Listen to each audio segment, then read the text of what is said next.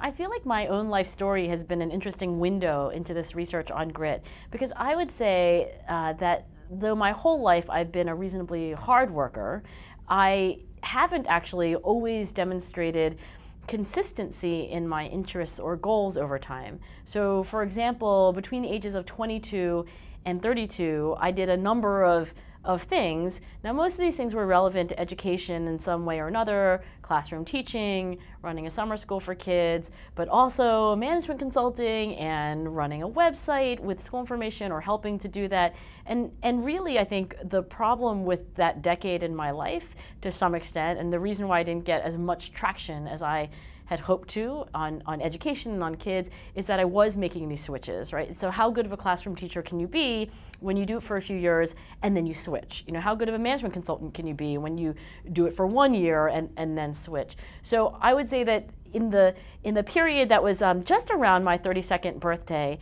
I actually made a very self-conscious and intentional choice to go down a path and to stay on that path for more years than I had previously in my life. I actually said to my husband, I'm going to start graduate school in psychology. This seems to be a nice intersection for what I care about and then what I seem to be good at and what I'm interested in, and don't let me quit for at least 10 years. So, I think we're in about year 11, and I think that kind of that realization that tacking to the left and then tacking to the right was not getting me anywhere actually motivated me in some ways to study that tendency in people. So consulting is both about managing your weaknesses, but also it's about comparative advantage, or what the catchphrase of core competencies.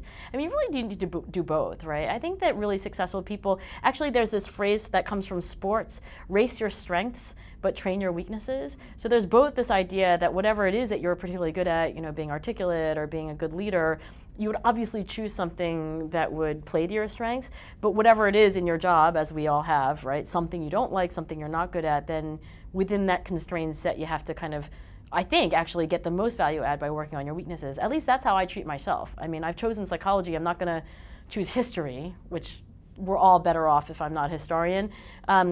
But within psychology, I have my weaknesses, right? Theory papers are not easy for me, so I work on my theory writing.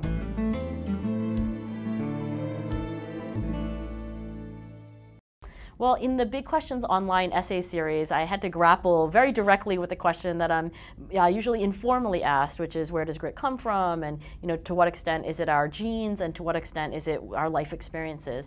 And I really wanted to start off that essay, as I did, with an important and basic point that we now know in psychology, which is that really almost everything, if not everything, that psychologists study is both a function of nature and of nurture. We all inherit DNA from our mothers and our fathers, and that DNA does influence the kind of people that we'll grow up to be.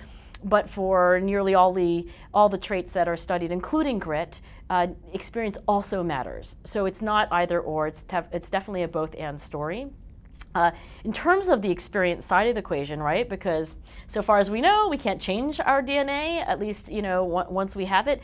I think that for my own autobiographical experience, having parents who really valued achievement, having a father, for example, who worked for DuPont his entire life, dedicated himself to a kind of color chemistry and for doing product innovation within a particular company. I mean, that for me was a model of how far you can get when you really are pointed in the same direction over years and years.